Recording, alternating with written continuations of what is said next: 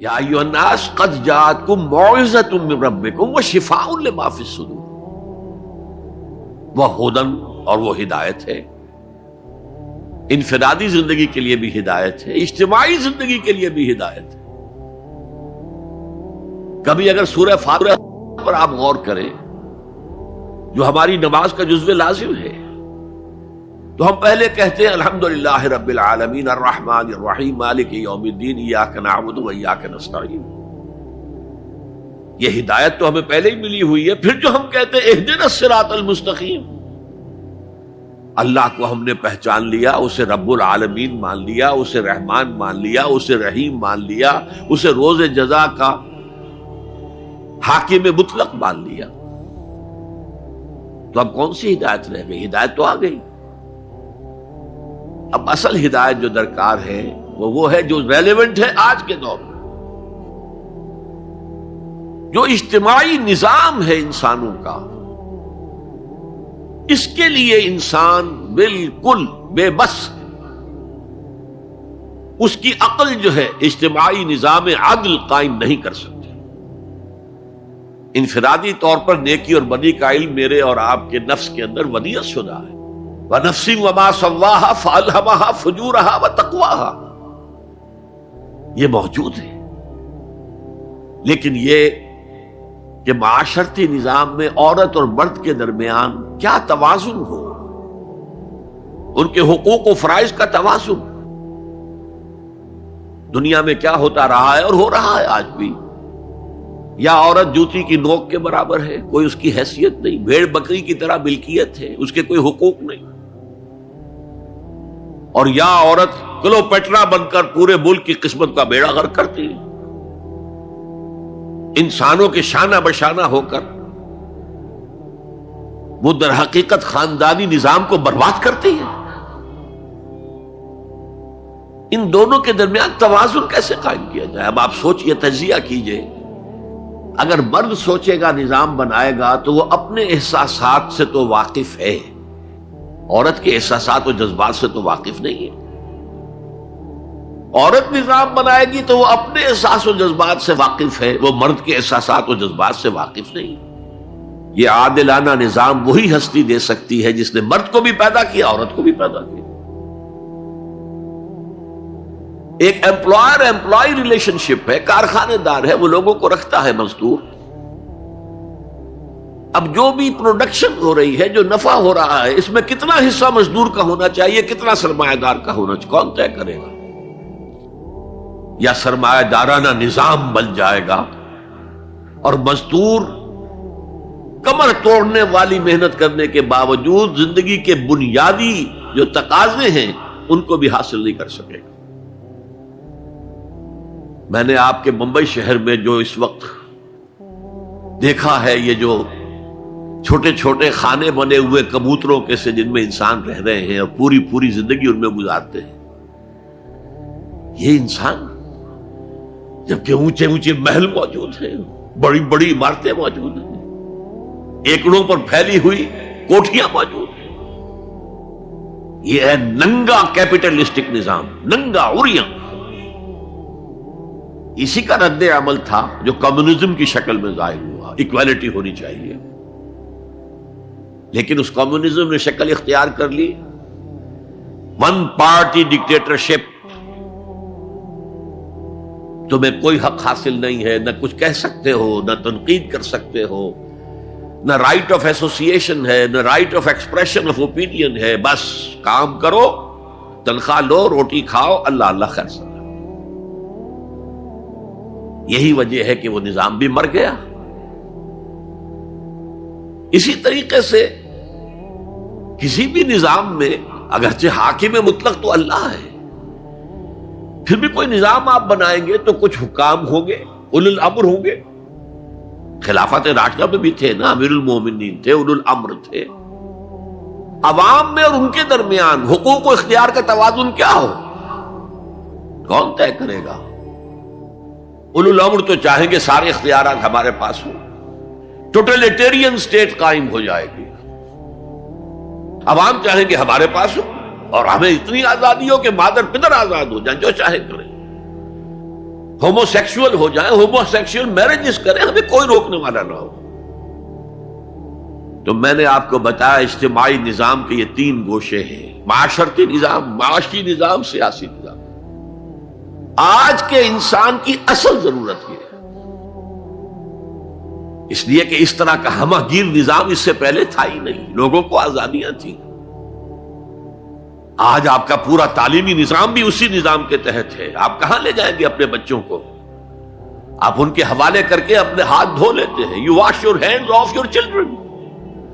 وہ نظام جو چاہے گا بنا دے گا ان کو۔ گلا تو گھونٹ دیا اہل مدرسہ نے تیرا، کہاں سے آئے صدا لا الہ الا اللہ؟ کیا کریں گے؟ انہیں کہیں کسی تہخانے میں تو بند نہیں کر سکتے۔ آپ اپنے گھر میں ٹیلی ویژن نہیں لائیں گے، وہ جا کر دکان پہ دیکھیں گے۔ جب تک نظام درست نہ ہو، اور نظام کی ہدایت ہے جو قرآن نے دی ہے اصل، ورنہ اخلاقیات کا معاملہ میں آپ سے عرض کر دوں کہ یہ تو نوع انسانی کی مشترک میراث ہے۔ سچ بولنا اچھا ہے، جھوٹ بولنا برا ہے، کون نہیں جانتا؟ کیا ہندو نہیں جانتا؟ کیا بدھ مت کا پیرو نہیں جانتا؟ وعدہ کرنا اچھا ہے، وعدہ خلافی بری ہے، کون نہیں جانتا؟ عیسائی نہیں جانتا، یہودی نہیں جانتا، سب جانتے۔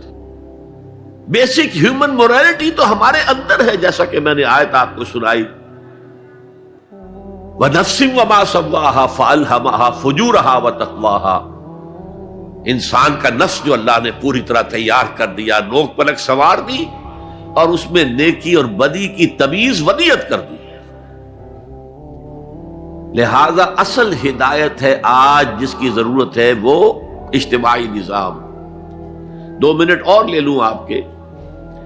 300 سال سے انسان اسی اجتماعی عدل کی تلاش میں ادھر سے ادھر ٹھوکریں کھا رہا ہے۔ کوئی 250 برس سے زیادہ ہو گئے ہیں۔ فرانس میں انقلاب آیا، کیوں آیا؟ یہ بادشاہت، جیبانی ادارت۔ بادشاہ کون ہے؟ وہ بھی انسان ہے، ہم بھی انسان ہیں۔ اسے کیا حق ہے کہ وہ حکومت کرے؟ لہذا انقلاب آیا، سخت خونی انقلاب آیا، لوگوں نے چاہا کہ عدل ہو، لہذا فرینچ ریولوشن آیا۔ لیکن چونکہ وہ ریولوشن یک طرفہ تھا، صرف سیاسی نظام بدلا، معاشی نظام نہیں بدلا، سود موجود رہا، لہذا اس کے بعد کیپٹلزم کی لعنت مسلط ہو گئی۔ پہلے لارڈز اینڈ بیرنز اور بڑے بڑے زمیندار اور جاگیردار سروں پر مسلط تھے، اور اب کارخانے دار اور کیپٹلسٹ مسلط ہو گئے۔ آج کی جمہوریت کیا ہے؟ دس از دی ڈکٹیٹرشپ آف دی کیپٹلسٹ۔ یہ تو اصل میں کیپٹلزم ہے، کیپٹلسٹ کی ڈکٹیٹرشپ ہے جو اس وقت ہو رہی ہے۔ اچھا، اس سے نجات پانے کے لیے چھلانگ لگائی دوسری طرف کمیونزم، تو وہ میں آپ کو بتا چکا ہوں، وہاں انفرادی آزادی ختم ہو گئی، اب وہ بھی مر گیا۔ اب فوکو یاما نے تو کتاب لکھ دی اینڈ آف ہسٹری، بس ثابت ہو گیا کہ ہمارا نظام لبرل سیکولر ڈیموکریسی اور انٹرسٹ بیسڈ کیپٹلزم، اس سے بہتر کوئی نظام ہے ہی نہیں، سب ختم ہوگا۔ لیکن ایک نظام ہے جس کا انہیں اندیشہ ہے، جو ابلیس کی زبان سے اقبال نے کہلوایا تھا، ہے اگر کوئی خطر مجھ کو تو اس امت سے ہے جس کی خاکستر میں ہے اب تک شرار آرزو۔ خال خال اس قوم میں اب تک نظر آتے ہیں وہ، کرتے ہیں اشک سحر گاہی سے جو ظالم وضو۔ بڑے نیک لوگ بھی موجود ہیں، لیکن بحیثیت مجموعی امت کا حال کیا ہے؟ جانتا ہوں میں یہ امت حامل قرآن نہیں، جانتا ہوں میں یہ امت حامل قرآن نہیں ہے، وہی سرمایہ داری بندہ مومن کا دین۔ جانتا ہوں میں کہ مشرق کی اندھیری رات میں بے ید بیضا ہے پیران حرم کی آستین، پیر ہیں، مرشد ہیں، ان کی آستینوں میں ید بیضا نہیں ہے، حضرت موسیٰ والا۔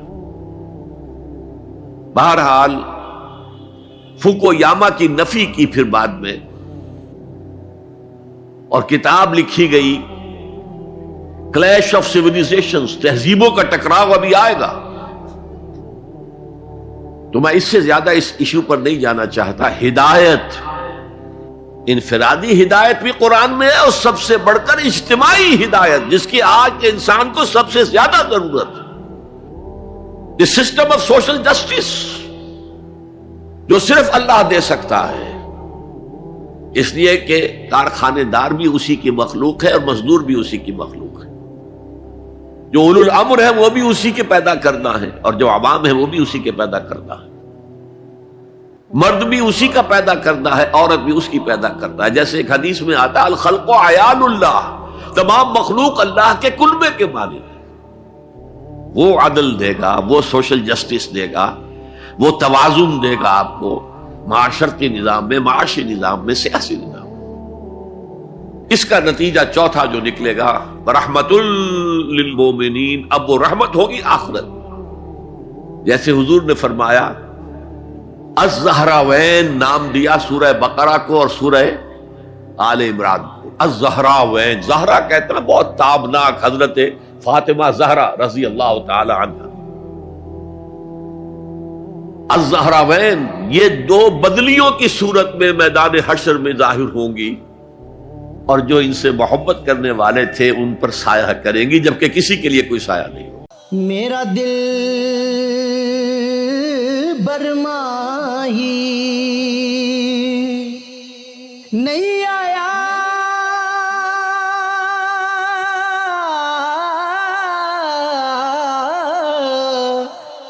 میرا دل برماہی ایویں بولنا جھوٹے آقا، تو جھوٹا تیرے اوے بول وچ جھوٹے، تینو تاڑی مار اڑا، تو جھوٹا تیرے بول وچ جھوٹے.